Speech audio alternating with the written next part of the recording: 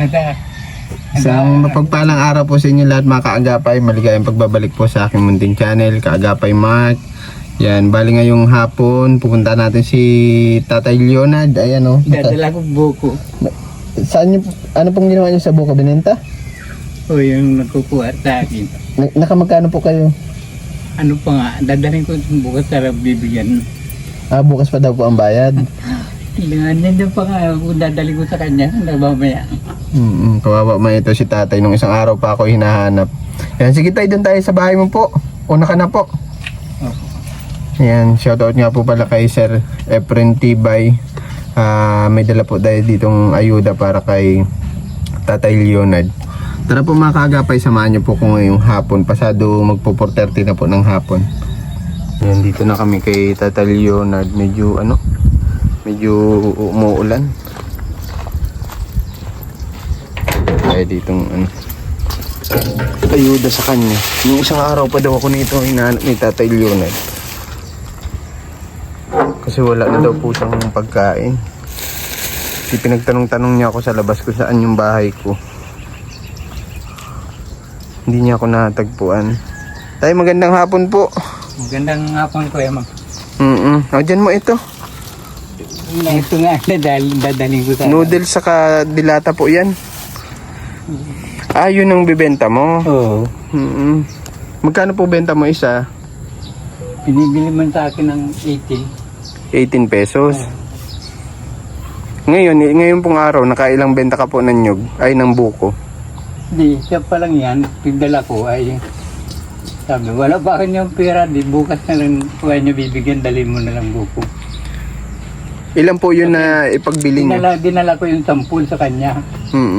Sabi ko, na ito yung laman, oh. Sabi niya, ay okay. Sabi ko, may 5 pa dun. Dadali mo pa po yan dun. Babalik ka po pala ulit o bukas na? Kahit bukas na din. Kasi Kamusta? dadaling ko man lang yan eh. Kamusta ka dito, tay? Balita ko, nung isang araw mo pa daw po ako hinahanap. Sabi, di ko alam yung sabi mong bahay dito. Saan baga Mark yung... Mamaya sama ka sa akin, turo ko sa yung bahay mo. Ay, bahay ko, ha? Yes, Para in case na wala kang makain, at least makabigay ako sa iyo ng pangkain mo, ha? Oo. Wala ka na bang bigas sa mga dilata? Wala na. Ubus na? Kasi may nga, nagalis na yung nandun na kung isa napunta, natasakop ko na yun. Yung nandyan, nagtrabaho na. Ano lang po kinakain mo, tay, nung wala kang budget?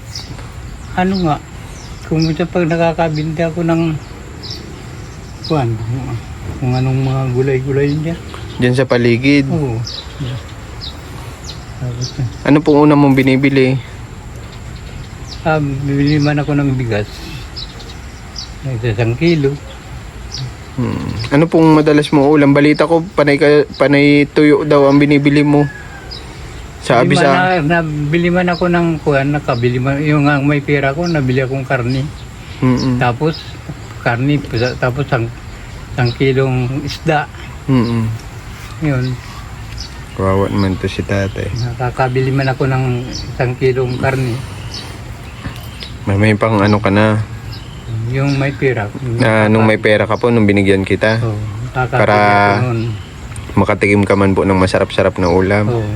Kumisan na ilang pieces, karni saka isda. Pwede tayo magtuloy doon sa bahay mo, tay? Pwede daw po, dali mo ito. Ako na po. Ako. Punta tayo sa bahay ni tatay kasi gumawa po siya ng maliit na Dito na yung daan. kubo-kubo. Para kasi ito po, bodega po ito. Tapos dyan po siya nagluluto, si Tatay Leonard. Ito po yung kubo-kubo na ginawa niya. Yung mga materyales ay nakuha niya lang sa paligid, pati yung lumang yero. Ito wala si tatay na wala siyang aparador, wala siyang lagayan ng maduming damit. Paano ka naglalaba po dito, tay? May gripo naman dyan. May gripo po dyan? May gripo na ito. Dyan. May kanggana naman ako nandyan. Paano ka na po nakakatulog dyan? Puro gamit na po. May duyan. naroon no, ay, walang, may ano lang, madali lang ko yan. Kasi Ayaw mo. nakatampa yung duyan ko dito, baka nagkaambon. Yung nag-aambon po kasi. Baka maulanan daw po yung ano niya, duyan. Naawa ko dito kay tatay. Kaya sabi ko pag ano, magwala siyang pagkain, punta na lang siya sa bahay ko. Sa bahay namin. Para at least mabigyan ko siya ng pagkain at kawawa man. Ito duyan. Dalawang araw mo po ata ako hinahanap tay. Oo, sabi, dito, naghahanap ako dito.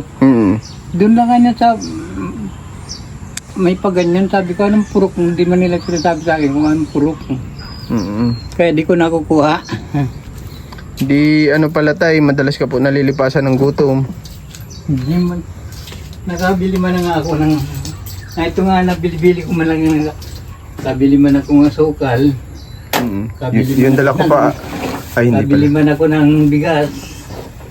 Yung kakabenta mo po yung mga gulay. Oo. Gulay, ninyog, saka...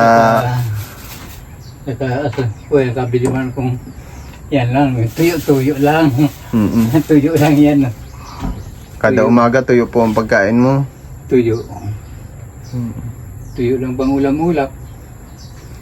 Minsan nagulay ako. Diyan sa paligid niyo po. Nakakakuha na ako ng nyug. Ito nga nyug ko.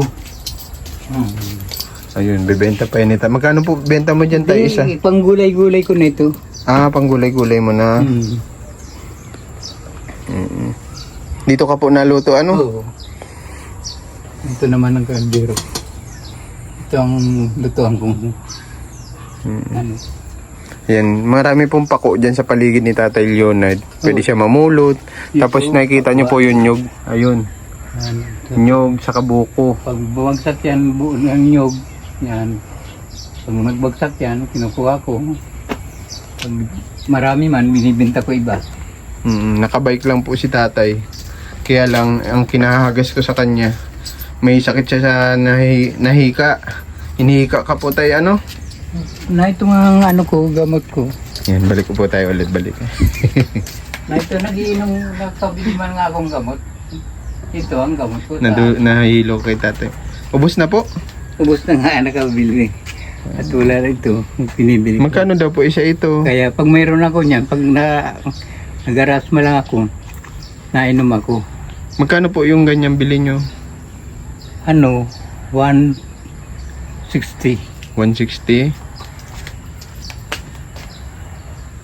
Yung nakabili ako nung may pera ko. Saka yung sa Lirinci. Oo, may ito si Tatay Leonard. Sa mga, yung mga ano ko, kaya lang siguro malalayo ng mga kakilala ko, di na ako abutin dito. Kaya kung makikita man nila ako dyan sa cellphone, ay di na kami nagkikirita. At sana yung mabigyan lang ako ng ano, yung sa gamot ko, saka yung ito nga sa pagkain ko ngayon. At nandito man lang ako sa kaibigan ko, dito lang ako nakatuloy. Hirap ng sitwasyon mo tayo, ano? Ramdam ko yung hirap ng sitwasyon mo. Maigi nga, dito ako nakatuloy sa kaibigan ko, dito kay Roger. At sarili niya itong lupa. Wala ka ng problema sa upa. Oo, wala na akong problema sa Nagtayo ka na lang ng maliit na barong-barong. Oo, tuluyan.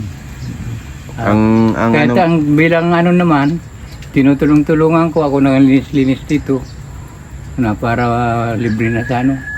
tutuluyan po. Ako na lang babantay dyan, linis-linis. Kung minsan inaabutan man ako nila. Mabait naman po talaga yung may-ari ng lupa. Ano? Oo. Siya tayo. Inaabutan man ako ng ano. Mapunta na ako.